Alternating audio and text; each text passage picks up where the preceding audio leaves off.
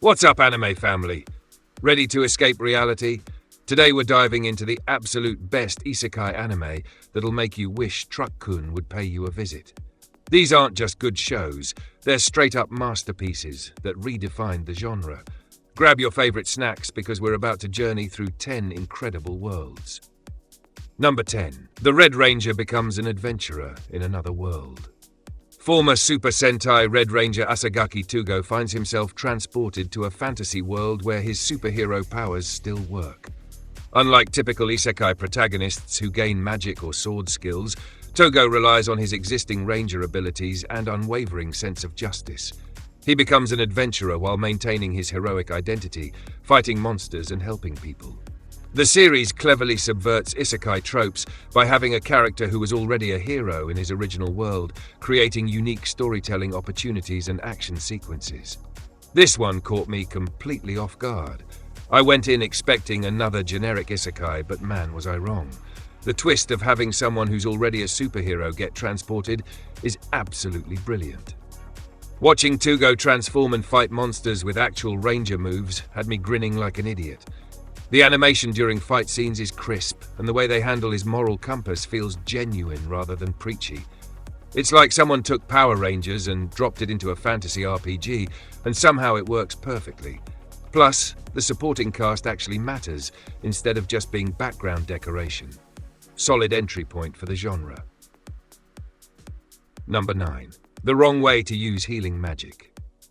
High school student Usato Ken gets summoned to another world alongside two classmates to help fight the Demon Lord. While his friends receive powerful combat magic, Usato discovers he has healing magic, but not the gentle kind. Under the brutal training of Captain Rose, he learns to use healing magic in combat, essentially becoming an unstoppable berserker who can heal himself instantly.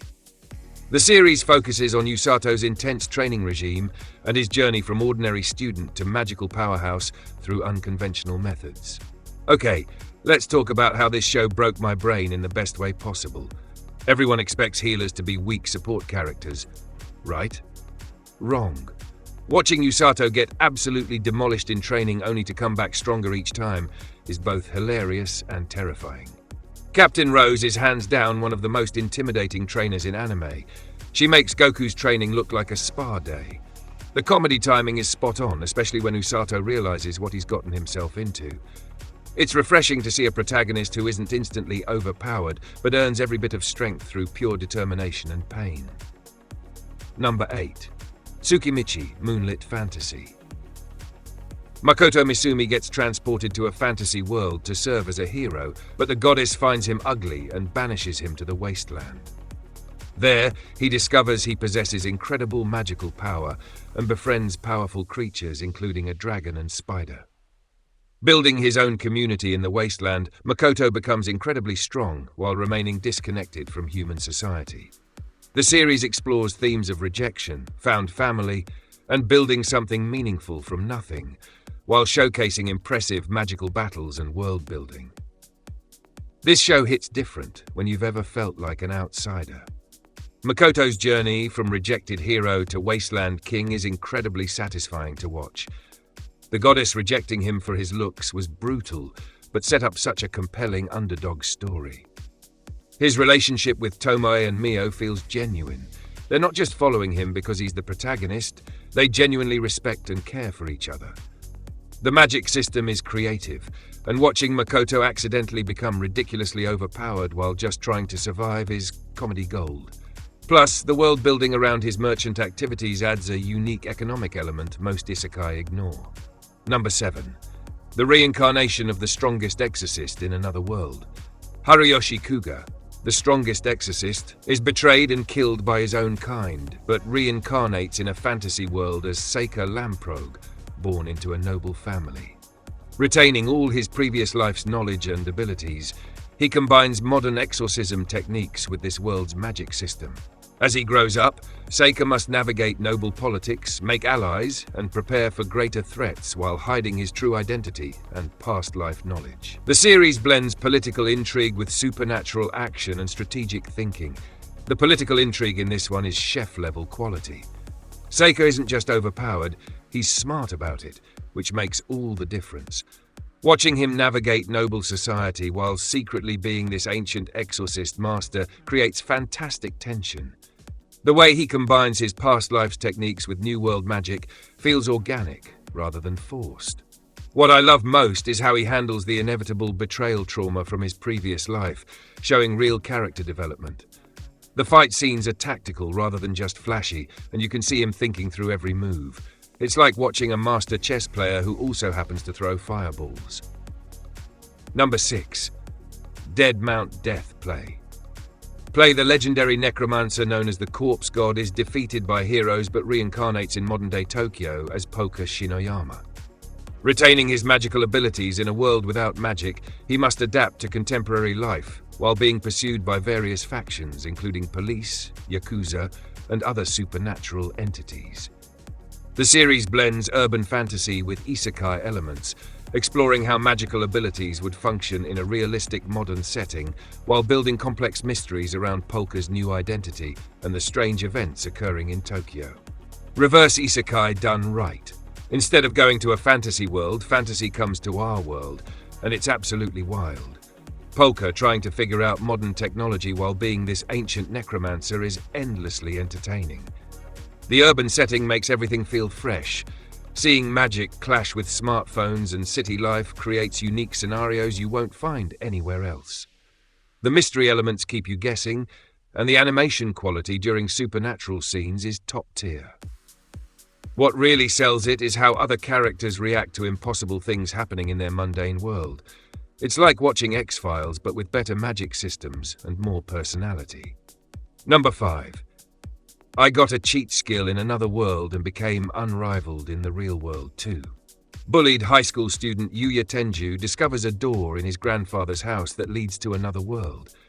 There, he rapidly gains levels and abilities by defeating monsters, which somehow also improves his appearance and capabilities in the real world.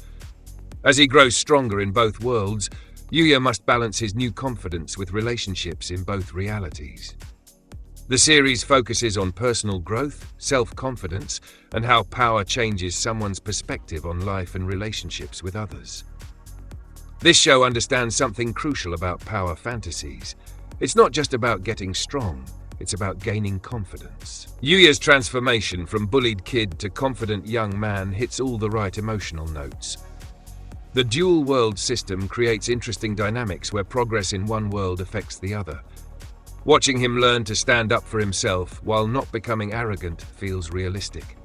The bullying scenes are handled well without being too heavy-handed, and his gradual social improvement is heartwarming. Sure, the premise is wish fulfillment, but it's executed with enough heart that you're genuinely rooting for this kid to succeed in both worlds. Number 4. Mushoku Tensei, Jobless Reincarnation. A 34-year-old NEET dies and reincarnates as Rudius Greyrat in a magical world, retaining his memories and adult consciousness. Starting over as a baby, he uses his past life knowledge to excel in magic and combat, while trying to live without the regrets of his previous life. The series follows his complete journey from infancy through adulthood, exploring themes of redemption, family, growth, and second chances, while building one of the most detailed fantasy worlds in anime through decades of character development. The gold standard that made everyone else step up their game. Mushoku Tensei doesn't just do isekai, it perfects it. The world building is so detailed you could write textbooks about their magic system and geography. Rudius isn't instantly likable, which makes his growth more meaningful. Watching him go from pathetic NEET to genuinely caring family man spans actual decades, not just a few episodes. The animation quality, especially during magical scenes, sets the bar impossibly high for other studios. Every character feels like they have their own complete life story. It's not just an anime. It's a masterclass in long-form storytelling that proves isekai can be literature quality when done right. Number 3. How Not to Summon a Demon Lord. Sakamoto Takuma, a reclusive gamer known as the Demon Lord Diablo in his favorite MMORPG, gets summoned to a world identical to his game. Two girls attempt to enslave him using magic, but the spell rebounds due to his character's magic reflection ability, making them his slaves instead. Maintaining his Demon Lord persona to hide his social anxiety, Takuma must navigate this new reality while protecting his unwilling servants and dealing with various magical threats using his extensive game knowledge and overpowered character abilities. The comedy in this show is absolutely unhinged in the best way possible. Takuma's internal panic while maintaining his demon lord facade creates hilarious moments that never get old. The way he accidentally becomes this terrifying figure while internally screaming about social interaction is peak comedy gold.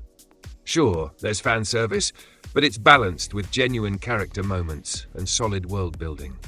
The game mechanics translate surprisingly well to real-world consequences, and watching Takuma realize his actions have permanent effects adds weight to the humor. The supporting cast brings their own energy, and the magic battles are visually impressive. It's ecchi comedy done right with actual plot progression. Number 2. Mao-sama, Retry.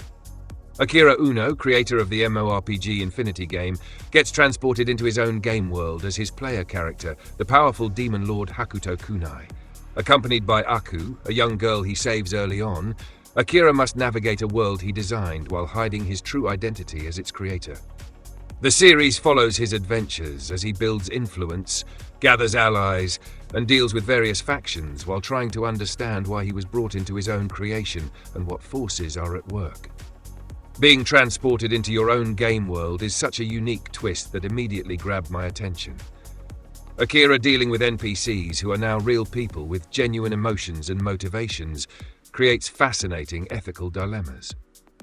The father-daughter dynamic between him and Aku is surprisingly wholesome and drives a lot of the emotional weight. Watching him recognize locations and characters he designed, but seeing them behave independently is wild. The animation style has this classic feel that works perfectly with the tone. What makes this special is how it explores the responsibility of creators toward their creations when they become real. It's power fantasy with genuine philosophical depth. Number 1. Tate no Yusha no Nariagari, the Rising of the Shield Hero. Naofumi Iwatani is summoned to another world as the Shield Hero, one of 4 legendary heroes meant to save the kingdom. However, he's immediately betrayed and falsely accused of assault, losing his reputation, money, and trust in others. Armed only with a shield and unable to attack directly, Naofumi must rebuild his strength through unconventional means, gathering loyal companions while uncovering the truth behind the conspiracy against him. The series explores themes of betrayal, redemption, trust, and the corrupting nature of power and prejudice.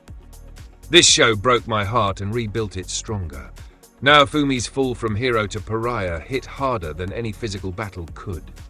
The betrayal scene still makes me angry because of how realistic and unfair it feels. Watching him slowly learn to trust again through Raphtalia and Philo's genuine loyalty is incredibly rewarding character development. The shield-only combat creates unique fight scenarios that are more strategic than your typical hack-and-slash battles. The way it handles serious topics like false accusations and social persecution gives weight to the fantasy elements. Season 1's emotional rollercoaster from despair to hope makes every victory feel earned. It's isekai with real emotional stakes and consequences. These 10 isekai masterpieces prove the genre is so much more than overpowered protagonists and harems.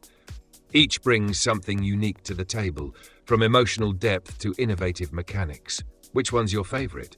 Drop your thoughts in the comments, smash that like button, and subscribe for more anime content. Until next time, keep dreaming of other worlds.